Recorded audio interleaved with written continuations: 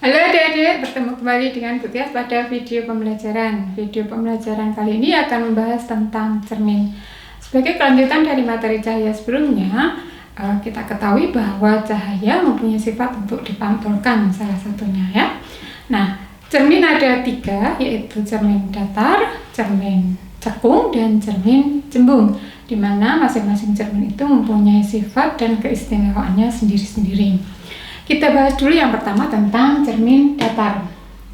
Cermin datar mempunyai 2 sifat ya, atau mempunyai 2 permukaan. Yang pertama permukaan depan dan bagian belakang. Pada permukaan depan dia terbuat dari kaca halus, kemudian bersifat memantulkan cahaya. Sedangkan pada bagian belakang dilapisi logam tipis yang mengkilap sehingga cahaya tidak tembus ya, atau tidak tembus cahaya, sehingga ketika kalian bercermin maka tidak ada cahaya yang menembus dari cermin tersebut. Berikutnya adalah sifat bayangan pada cermin datar. Yang pertama, sifat bayangannya sama besar, sama tinggi, dan sama bentuk. Jadi kalau bentuknya bulat, maka bayangannya juga terbentuk bulat. Bila tingginya 150 cm, maka pada bayangannya juga tingginya 150 cm. Kemudian bersifat maya atau semu, tidak bisa ditangkap oleh layar. Kemudian berikutnya berseberangan arah, yang kanan menjadi kiri dan sebaliknya. Jadi kalau kalian bercermin, maka tentu saja bayangan itu akan menghadap ke kalian. Jadi yang tangan kanan berubah menjadi tangan kiri, yang tangan kiri berubah menjadi tangan kanan pada bayangan tersebut. Nah, adik-adik, apabila ada 2 cermin ditempelkan, jadi misalnya ada 2, ini cermin 1 ya, kemudian ini cermin yang berikutnya, nah ditempelkan seperti ini atau didekatkan seperti ini dan membentuk sudut alfa misalnya, maka banyak bayangan yang terbentuk. Jadi misalnya ada 2 cermin ditempelkan seperti ini, kemudian di bagian depan ada cahaya yang masuk, maka bayangan yang terbentuk sebesar N sama dengan 360 derajat ya, dibagi dengan sudut yang terbentuk tadi dikurangi 1. Misal ya, sudut yang terbentuk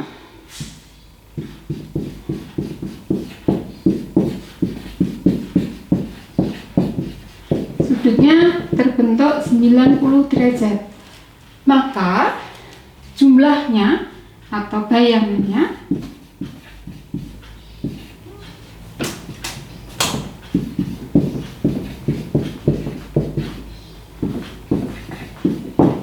jumlah bayangannya sebanyak berapa? 360 dibagi 90 dikurangi 1.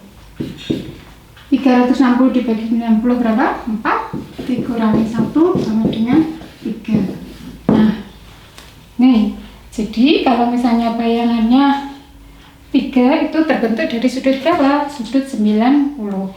3 ini sudutnya 90, 360 dibagi 90 berapa adik-adik? 4 ya, 4 dikurangi 1 sama dengan 3. Jadi apabila 2 cermin didekatkan kemudian membentuk sudut 90, maka bayangan yang terbentuk adalah 3.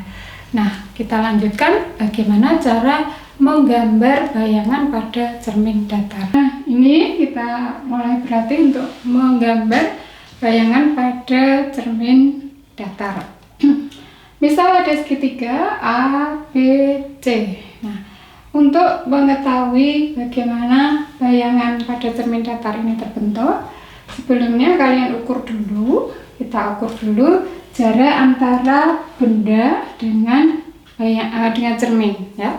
Karena tadi sama jaraknya antara bayangan dan benda dari cermin masing-masing, maka kita ukur saja. Nah, setelah kita ukur, ternyata diukur seperti ini ya. Nah, masing-masing diukur. Nah, setelah diukur ternyata titik A dari cermin sebesar 19,5 cm. Kemudian jarak dari B ke cermin 32 cm. Berikutnya titik C sebesar 9 cm dari cermin ke titik ya. Kemudian masing-masing kita ukur jaraknya untuk membentuk bayangan pada cermin. Kita ukur di sini 19 ya, Adik-adik. 19,5 di sini, kemudian 32. Nah, sini titiknya, kemudian 9 cm. Ini adalah titik C, titik A, dan titik B.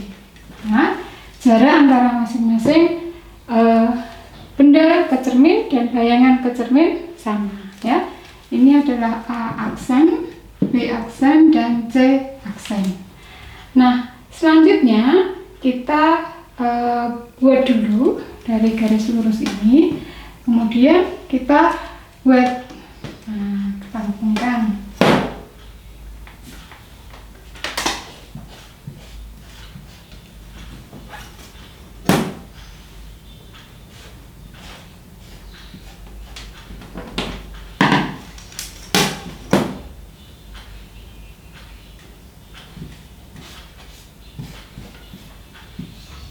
Nah, ini adalah cermin datar yang bisa membentuk bayangan dari segitiga ABC, kemudian bayangannya dari benda ABC, bayangan yang terbentuk adalah A aksen, B aksen, dan C aksen. Nah, bagaimana cara supaya kita tahu bahwa sudutnya sama? Tentu saja dengan menggunakan hukum pemantulan cahaya. Misalnya ini ada sinar datang,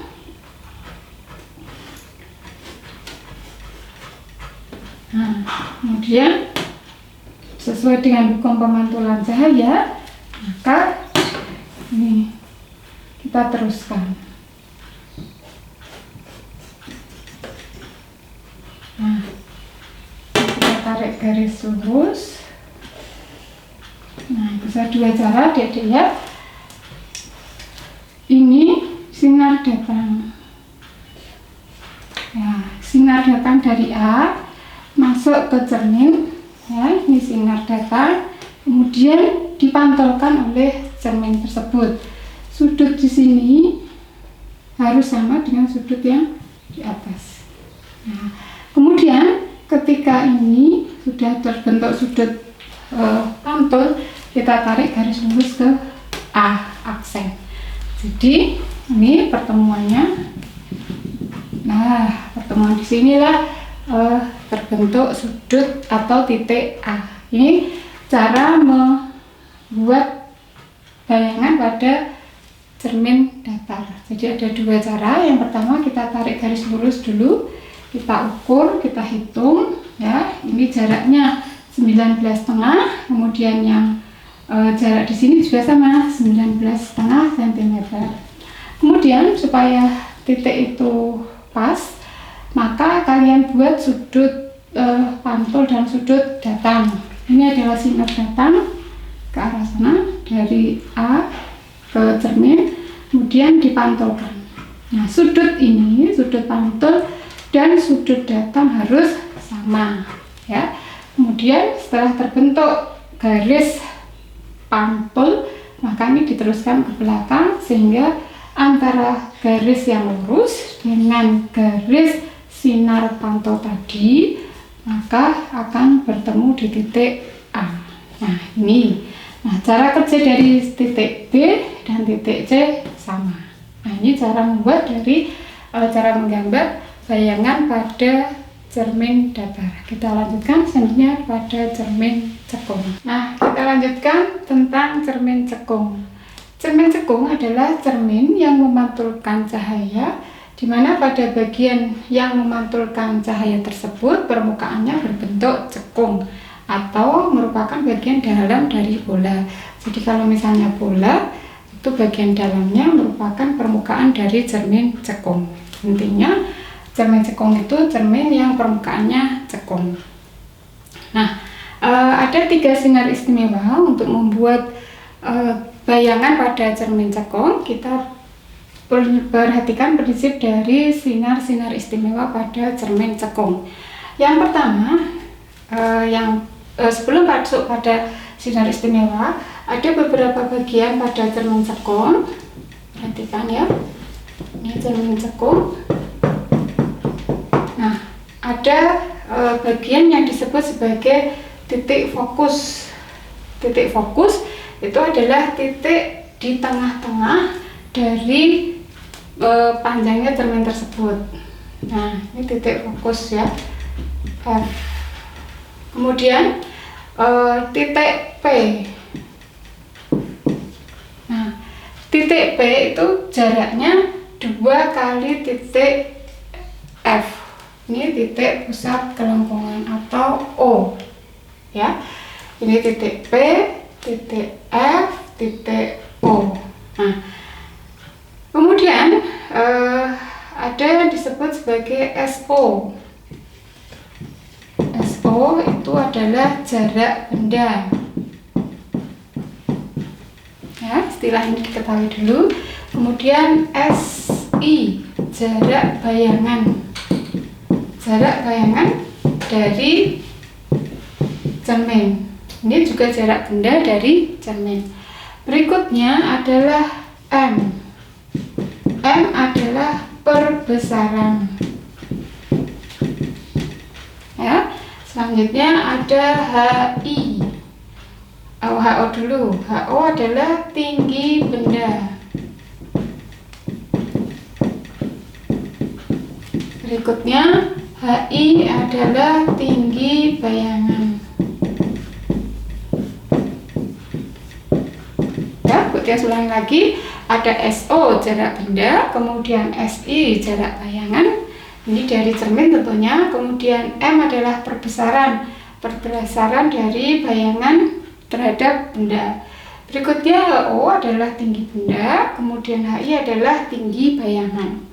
Nah, ini adalah gambaran dari cermin cekung. Misalnya di sini tadi apa? Adik-adik, O adalah titik pusat kelengkungan, F fokus ya. Ini adalah pusat kelengkungan.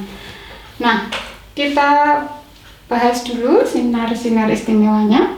Sinar istimewa yang pertama adalah sinar datang sejajar sumbu utama dipantulkan melalui fokus. Nah, ini adalah sumbu utamanya atau SU, sumbu utama. Tadi dikatakan sinar datang sejajar. Ini sinar datang. Ya, ini cerminnya diperbesar. Ini sinar datang.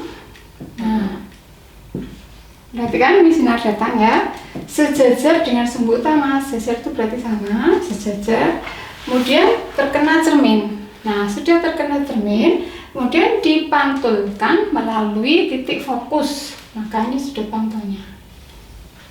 Nah, ini sinar istimewa yang pertama, di mana sinar datang sejajar dengan sumbu utama dipantulkan melalui titik fokus. Berikutnya yang kedua, sinar datang melalui titik fokus dipantulkan sejajar dengan sumbu utama. Nah, lanjutkan dengan sumbu utama. Ini melalui titik fokus ya. Nah, ini sinar datang melalui titik fokus. Ini sinar istimewa yang kedua. Sudah mengenai cermin, berikutnya dia akan dipantulkan sejajar dengan sumbu utama.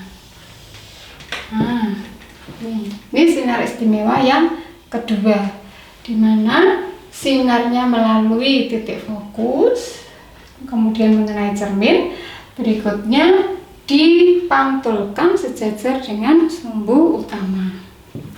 Berikutnya adalah sinar datang melalui titik pusat kelengkungan dipantulkan kembali melalui titik tersebut. Nah, titik pusat kelengkungannya mana? Ini ya, ini tadi adalah titik O, yang ini titik pusat kelengkungan. P saya tulis ya. P adalah pusat kelengkungan.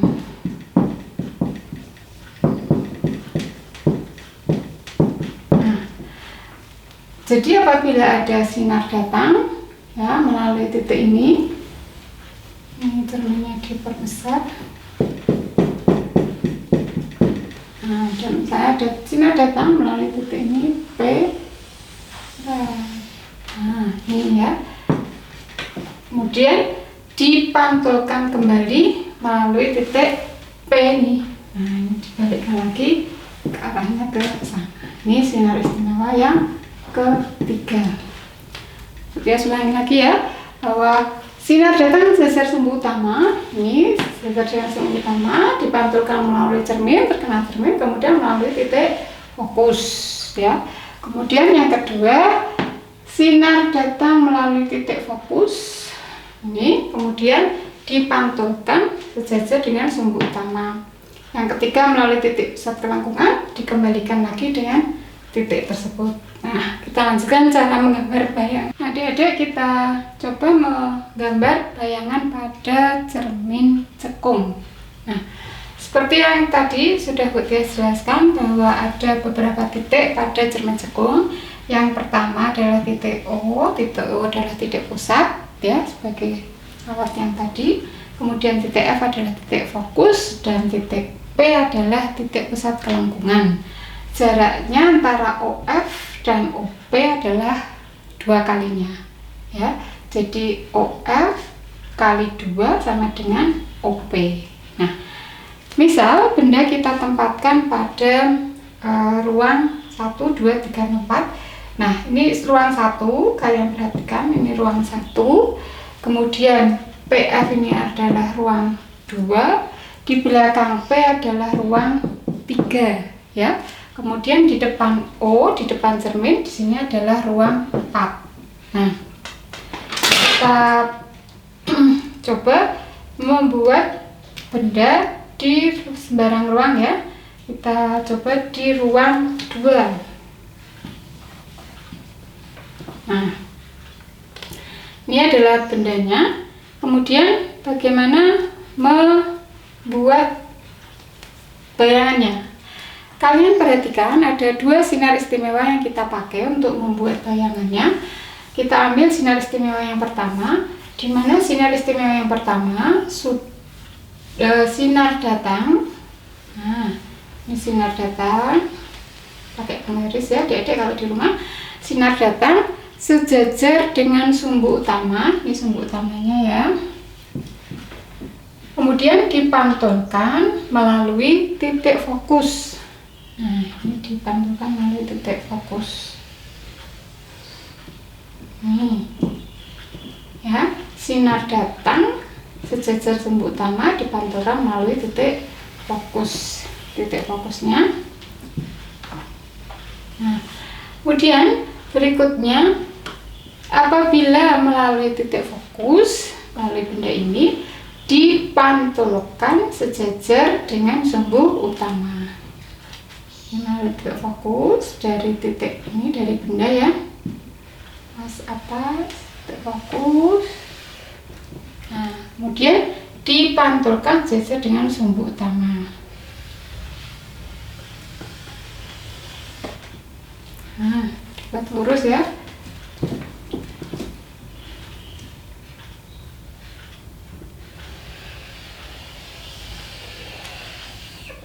Nah,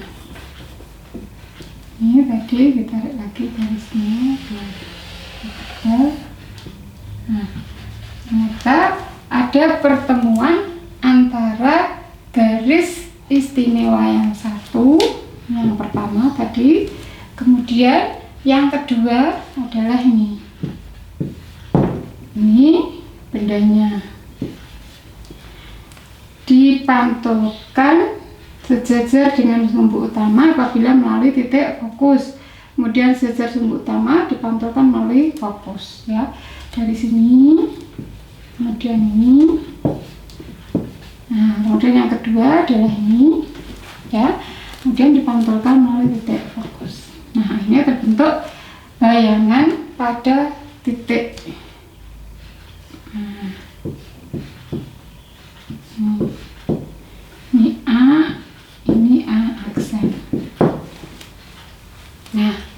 Itu adik-adik cara menggambar pada bayangan cermin cekung. Nah, kemudian kita lihat dulu pada titik ini B ke A atau AB, kemudian ini B aksen, A aksen, B aksen. Ternyata sekilas terlihat bahwa bayangannya A aksen, B aksen lebih tinggi dibanding dengan AB, ya, dengan benanya. Jadi ini kelihatan bagaimana diperbesar. Kemudian kalau bayangan itu bisa kalian perhatikan, bayangan itu betul atau salah cara menggambar kalian. Di sini yang tadi Bu Tia jelaskan ada 4 ruang. Jadi ruang 1, ruang 2, ruang benda. Ini dapat kalian tuliskan kalau ini ruang benda, ini ruang bayangan. Nah, apabila benda di ruang 1, nanti bayangannya di ruang berapa? 4. Kenapa begitu? Supaya kalian hafal atau rumusnya bahwa jumlah antara ruang benda ditambah ruang bayangan harus 5, ya. Nah, kalau ini di ruang 2, maka bayangannya di ruang 3, gitu ya. Kemudian apabila bendanya di ruang 3, maka bayangannya terbentuk di ruang berapa? 1. Nah, gitu ya. Jadi supaya kalian tahu bahwa gambar kalian itu betul atau salah, atau tanpa menggambar kalian sudah tahu di mana letak bayangannya, maka rumusnya adalah ruang benda ditambah ruang bayangan sama dengan 5. Kalau di jumlah ruang benda ditambah ruang bayangan sama dengan 5. Sehingga kalau misalnya ruang benda berada di ruang 1, di ruang 1 ini, maka bayangannya ada di ruang 4. Kemudian apabila ruang 2 berada di ruang 2, maka ruang bayangannya berada di ruang 3. Kemudian apabila ruang benda itu berada di ruang 3, maka ruang bayangannya di ruang berapa? 5. Nah, apakah dia diperbesar atau diperkecil? Kalian juga tahunya dari sini. Kalau angkanya semakin besar, maka dia diperbesar. Kalau angkanya diperkecil, maka semakin kecil, maka dia diperkecil. Nah, 1 dengan 4, lebih besar mana? 4, berarti dia diperbesar.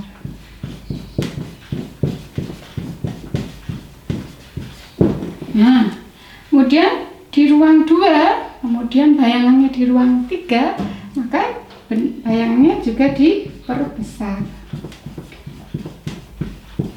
Nah, ini contohnya kalau dia di ruang 2, bayangannya ada di ruang 3, diperbesar. Kemudian ruang benda ada di ruang 3, maka ruang bayangannya ada di ruang 2. Nah, ya, sehingga gimana? Semakin kecil atau semakin besar? Semakin kecil, sehingga bayangannya diperkecil. Nah, Dedek, ini adalah untuk mengetahui bahwa bayangan yang kalian gambar betul atau salah dengan menggunakan rumus bahwa ruang benda ditambah ruang bayangan sama dengan 5. Kemudian apabila ruang bayangannya lebih besar, maka dia diperbesar. Apabila ruang bayangannya diperkecil seperti ini, maka dia bayangannya diperkecil. Sekarang kita latihan soal-soal ya. Nah, kita ambil contoh. Sebuah benda diletakkan di depan cermin cekung. Jika fokus jaraknya 6 cm, tentukan jarak bayangan, kemudian perbesaran dan sifat bayangan. Nah, dari soal ini kita lihat dulu fokus ya. Jarak fokusnya berapa? Fokus tadi F. Diketahui ini dulu. Ini F sama dengan 6 cm. Berikutnya, sebuah benda diletakkan di depan cermin dengan jarak 10 cm. Kita tambah ya, 10 cm. Nih. Sebuah benda diletakkan di depan cermin cekung sejauh 10 cm. Jika jarak fokusnya 6 cm, ini F ya, ini kita masukkan di sini. Kemudian ini apa? Jarak benda tadi SO. SO sama dengan 10 cm. Ya, ini ya. Ini SO. Kemudian ditanyakan, yang pertama adalah jarak bayangan, yang kedua berapa perbesarannya dan sifat bayangannya. Nah, kita masukkan ke rumusnya ya. Langsung kita terapkan 1/F sama dengan 1/SO ditambah 1/SI. Nah, jadi jarak bayangan ini adalah SI, jadi ya. Kemudian perbesarannya adalah M. Nah, 1/F sama dengan 1/SO ditambah 1/SI. 1/F-nya diketahui berapa adik-adik? 1/6. Ya, 1/SO-nya 1/10 ditambah 1/SI. Nah, kita lanjutkan, dipindah ruas. 1/6 dikurangi 1/10 sama dengan 1/SI. Nah, langsung 10 dikurangi 6 ya, kita 6 kali 10. Nih, sama dengan 1/SI. Kita samakan penyebutnya supaya lebih cepat. Yang bawah dikalikan 6 dikalikan 10. Kemudian karena di sini atasnya 1 sehingga langsung dikalikan 6 kali 10. Ini yang tidak ada 60. 60 dibagi 6 dapat 10. Kemudian 6 kali 10, 60 dibagi 6 dapat dibagi 10 ya, ini dapat 6. Kemudian 10 dikurangi 6 dapat berapa adik-adik? 4. 4 dibagi 60 sama dengan 1/SI. Ya, kita lanjut di sebelah sini. 4 ketemu 4 dibagi 60 sama dengan 1/SI.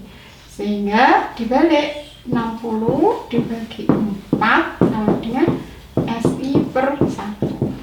Jadi harus dibalik ya. Ini tadi saya ulang lagi, 1/F rumusnya sama dengan S/SO tambah 1/SI. 1/6 ini, kemudian 1/10 ini SO-nya tambah 1/SI. 1/6 dikurangi 1/10 sama dengan 1/SI. Ini 10 dikurangi 6 dibagi 60 ketemu 4 dibagi 60. Nah, ininya dibalik, SI dan 1 ini dibalik.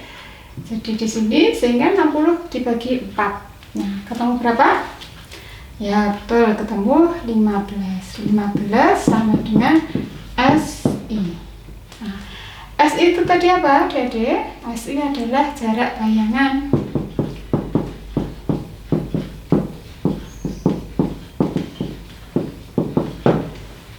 Ya, jarak bayangannya 15 cm. Nah, kemudian M itu perbesaran sama dengan SI dibagi SO. SI-nya ketemu berapa? 15. SO-nya tadi 10. Sehingga ini masing-masing dibagi 5. Ketemu 3, ketemu 2.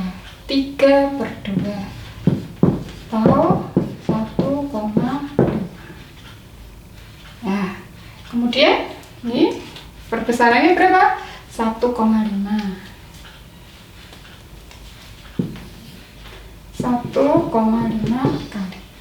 Nah, dari Dari SI ketemu, SO ketemu, dapat kalian tulis sifat bayangannya. Seperti yang Bu Tias tadi bilang, kalau bayangannya itu diperbesar, ini bayangannya berada di ruang berapa? Di ruang 2. Ini kalau digambarkan adik-adik bisa bayangkan, ini adalah O, ini 6, ini F, ini P. Kalau jaraknya di sini 6, ya, kemudian di sini 6 juga, maka letaknya benda di mana? 10, berarti 6 ditambah 4. Nah, sini ya. Ini adalah benda. Benda di ruang berapa, Dek? Berada di ruang 2. Ini ruang 1, berada di ruang 2.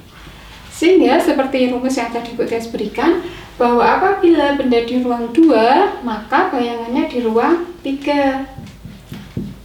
Nah, ini benda, ini bayangannya nanti seperti ini, kurang lebih ya. Karena berapa? Ini 6 cm, kemudian di sini jaraknya 4 cm. Jadi total ini 10. Ini adalah SO. Dan SI berapa? Sudah ketemu 15 cm di ruang 3. Sehingga angkanya ini 15, SO-nya 10. Bayangan yang pertama, sifat bayangannya adalah diperbesar. Nah, kemudian angka yang diperoleh adalah positif. Ya, ini positif ya. Sehingga kalau angka yang diperoleh positif, artinya berbentuk bersifat apa? Nyata, karena di depan cermin. Nah, ini adalah sifat bayangan dari soal yang ada di sana, yaitu bahwa yang pertama diperbesar, kemudian bersifat nyata. Nah, ini contoh dari satu soal dari cermin cekung. Selanjutnya kita lanjutkan pada cermin cembung. Nah, kita lanjutkan cermin cembung. Cermin cembung sama seperti pada cermin cekung tadi. Kalau cermin cekung, permukaannya yang bentuknya cekung untuk memantulkan cahaya.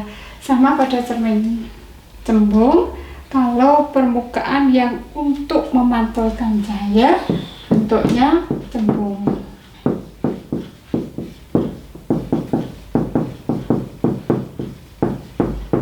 Jadi bagian yang digunakan untuk memantulkan cahaya bentuknya cembung. Nah, pada cermin cembung ada juga sinar istimewa seperti pada cermin cekung. Ya, kalau pada cermin cekung tadi apabila sejajar dengan sumbu utama dan seterusnya. Nah, pada cermin cembung juga sama, di mana di sini ada titik O, ada titik F, ada titik M atau P ya. Kalian kenalnya P. Nah, ini adalah titik fokus, ini titik O, ini titik P, titik pusat kelengkungan. Kemudian di sini adalah di depan cermin, kemudian ini di belakang cermin. Nah, sinar istimewa yang pertama adalah apabila dia sejajar dengan sumbu utama, maka seolah-olah dipantulkan melalui titik fokus. Ya, sejajar sumbu utama, apanya yang sejajar? Sinar datang ya. Sinar datang sejajar dengan sumbu utama.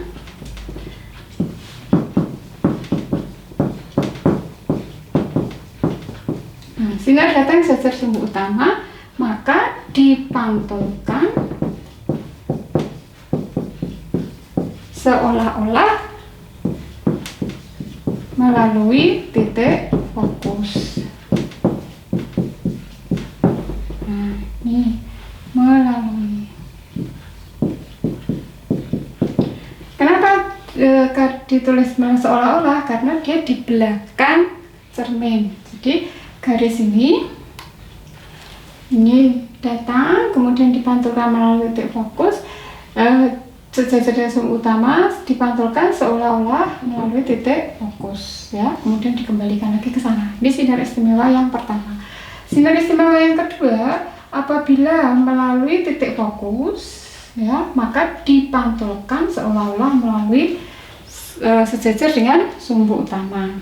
Nah, berikutnya apabila dia melalui atau melewati titik P atau titik pusat kelangkungan, maka dia juga seolah-olah dipantulkan kembali melalui titik tersebut, ya. Jadi kalau sudah melalui titik ini, dipantulkan kembali melalui titik pusat kelangkungan. Nah, ini sinar istimewa yang pertama. Yang kedua tadi bagaimana? Sejak sinar datang, kemudian seolah-olah melalui titik apa? Melalui titik fokus, titik F, maka dipantulkan gimana? Melalui atau sejajar sumbu utama. Nah, kemudian sinar datang melalui titik M atau titik P, maka dikembalikan seolah-olah dipantulkan kembali.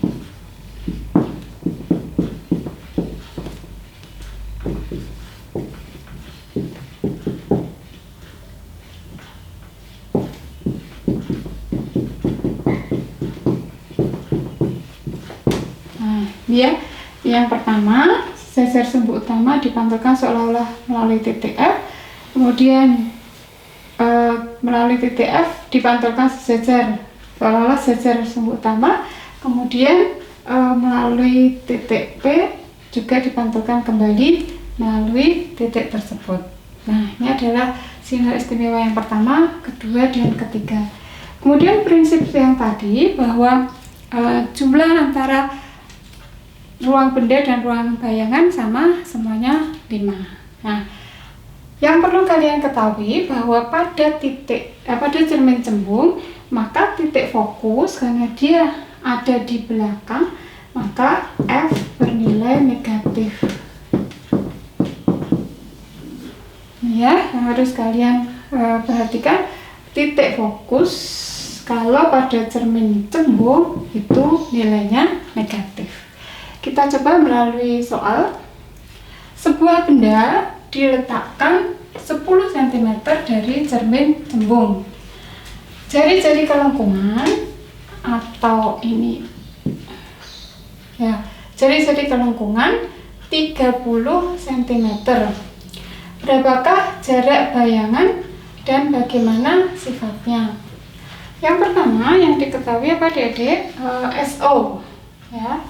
SO diketahui berapa? 10 cm. Kemudian jari-jari kelengkungannya berapa? 30 cm. R sama dengan 30 cm. Nah, R itu apa? R itu adalah 2 kali F. Ini sama dengan P, ya. R sama dengan 2F, sehingga F dapat dituliskan 30 dibagi 2 sama dengan 15 cm. Nah, ditanyakan jarak bayangan.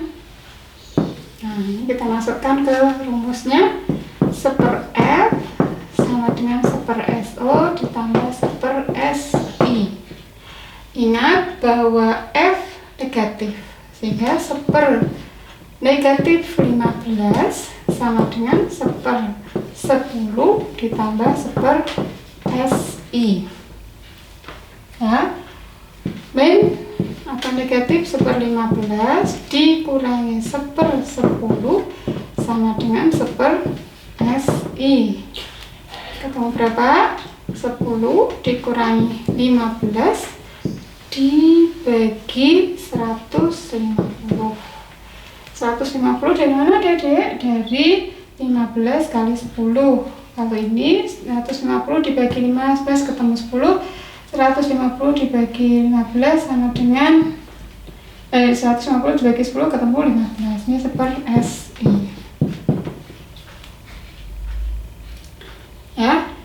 sehingga diperoleh negatif 25 dibagi 150 sama dengan 1 SI ya. Nah, dibalik sama seperti yang tadi, 150 dibagi 25 ini negatif sama dengan ketemu berapa? SI per 1 sehingga ketemu 6 negatif 6 cm. Lihat ya, ini negatif, ini negatif, negatif, negatif, negatif sehingga ketemu SI sama dengan 6. Nah, ini saya ulang lagi, 1 SO, 1 SI, 1 F ini dijumlahkan sehingga ketemu negatif 6. Ini dibalik ya, jangan lupa dibalik. Sehingga jangan lupa juga kalau ciri-ciri kelengkungan R itu 2 kalinya F. Jadi rumus ini jangan lupa R sama dengan 2F sehingga F ketemu 30 dibagi 2. Nah, di sini positif, tapi kalau sudah dimasukkan ke rumus maka tanda negatif ini harus ada ya, supaya tidak salah, nanti ketemunya negatif 6 cm. Sehingga sifatnya bagaimana adik-adik? Nah, kalau ini SO nya 10 maka SI nya 6. Lebih besar atau lebih kecil? Antara SO dan SI lebih kecil SI ya. Jadi M sama dengan SI per SO 6. Ini dikasih tanda ini mutlak ya, tidak memperhatikan negatif atau positif. Jadi kalau negatif tetap jadi positif ya. Ini 6 per 10 sehingga kalau sudah ada tandanya mutlak ini jadi 0,6. Ini M perbesaran. Nah, karena diperkecil, jadi sifat bayangannya kita tuliskan.